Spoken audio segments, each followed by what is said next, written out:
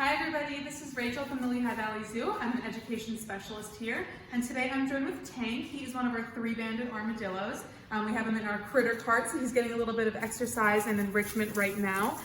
He was over here looking at the peanut butter on that little stump for him, so fun little foraging activity for him here. But I just wanted to kind of pop on and teach you guys a little bit about the three-banded armadillo as a species and Tank here as an individual. So you can see right off the bat, they are sort of a different looking animal, right? They have that unique armor that a lot of people think makes them look like a reptile.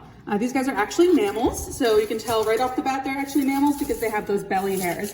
And those belly hairs are going to help them a lot in the wild. They have a couple of adaptations that really help them forage for food and insects. So these guys are insectivores. So as they're walking along the ground, they're going to be walking along and they're going to pick up on those vibrations of the insect burrows beneath, maybe by feeling it with their belly hairs.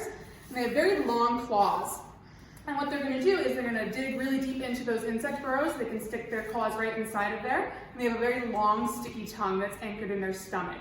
So they're going to kind of weave that tongue throughout those insect burrows and slurp up all those delicious insects. So here at the Lehigh Valley Zoo, they do get an insectivore pellet, but they do love superworms, and we did scatter some superworms throughout this critter cart right now, so he's kind of looking around and foraging in that way. And that's going to enhance his naturalistic behaviors. So that armor is really unique. It's made up of keratin, and that's the same thing that makes up our hair and our fingernails. It's a very protective protein, and that keeps them nice and safe. And the way that they keep themselves safe out in the wild, they might be exposed to very large cats that are big predators for them, so maybe a jaguar. And they can actually curl themselves up into a ball, and what they're going to do is leave a little bit of a space, and when the jaguar comes by and tries to pry them open, they're going to get their finger stuck in there, or maybe their nail. And that armadillo is going to crunch down really, really hard with their abdominal muscles, and they can actually break off that jaguar's nail or finger in general. So they are very, very strong, and that's a really good defense mechanism for them.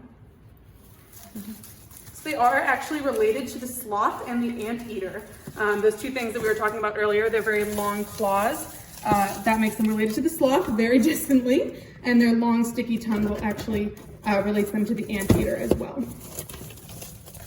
So Tank here is quite an active individual, as you can tell. He is moving all throughout his enclosure right now, or his the critter cart, but he does barrel around his enclosure. That's why he does have the name Tank. He kind of just barrels through everything. He's always running around, always very, very active. He also loves shoes, so he likes to chase us around sometimes around the room, and that's a really good form of exercise for him as well. Do you want to pick him up so we can get a close-up of Tank? You got it. So this gives you guys a really good look of his claws, and those, when they walk along the ground, they do walk on the tips of those claws and then the pads of their back feet. Hi, Tank. They are very, very cute. And when he starts to buck like this, it just means he really wants to run around a lot. So that's usually what we try to give him all of his exercise time. But this is a good example of all those belly hairs that I was talking about earlier that are going to help him pick up on those vibrations of those insect burrows beneath him.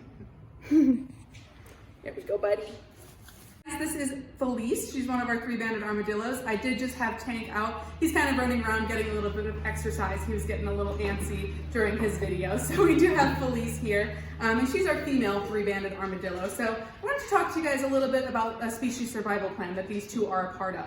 So basically what a species survival plan is, or an SSP, is a program run through AZA accredited facilities like us here at the Lehigh Valley Zoo. So what happens is there are a bunch of scientists out in the world and participating in this program who are going to look at the genetics of each of these animals. So they know Tank's genetics and they know Feliz's genetics, and basically that's what makes them them. And they're going to match them up to see if they're a really good pair and can produce really good offspring. Unfortunately, Feliz and Tank are not a viable pair. They are not a good match for each other because they are too genetically similar. So we hope that someday Feliz will go and get a boyfriend, or Tank will go and get a girlfriend that they can then mate and produce offspring together. So those SSPs help us to rebuild populations out in the wild. So any type of population that might be declining in the real world, we can then produce offspring in our zoos, in our AZA accredited facilities, and release those animals out into the wild once they are fully grown. So that's just a good way for us to keep our message going about conservation and preserving species and wildlife in wild places. So if you guys have any questions about our three-banded armadillo individuals or as the species as a whole, drop them in the comments on this video and we'd be happy to reach out and answer you. Thanks guys, have a good one.